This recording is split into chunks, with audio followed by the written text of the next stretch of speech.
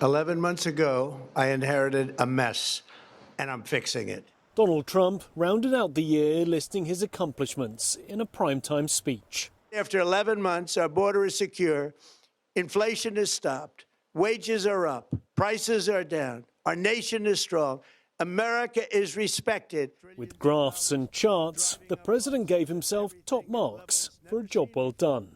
I am bringing those high prices down and bringing them down very fast. But some Americans aren't buying his sales pitch. One poll shows just 33% of the population approve of how he's handling the economy.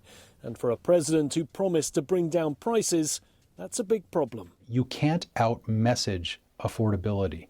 People are not going to believe you if you say the economy is getting better and they're not seeing their paycheck being stretched as far as it can with groceries, gasoline, and the like. The president claims to have ended 8 conflicts, including the war in Gaza. But fighting has flared up once again in eastern Congo, even after a peace deal was signed between the presidents of the DRC and Rwanda in Washington.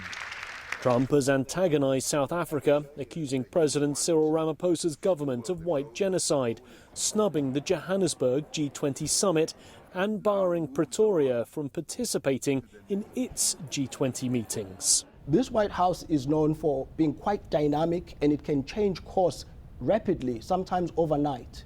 So I wouldn't put it past this White House to change its mind as a result of good diplomacy from South Africa. President Trump angered many allies with tariffs, but some analysts think there could be a further shift. He's had to retract some of these specific tariffs on things like coffee and bananas and other agricultural goods that we don't produce in the United States in order to try to keep costs down. So I think that instead of him ramping up the tariffs, I think there's going to be a gradual drawback, because businesses don't like tariffs either, because they can't plan if there's a lot of chaos in the marketplace. In the coming year, the president will be celebrating the US's 250th birthday and hosting what he hopes will be a triumphant World Cup tournament.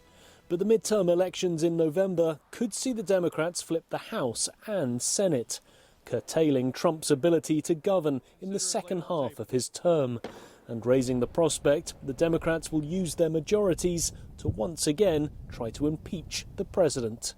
Nick Harper, SABC News, Washington.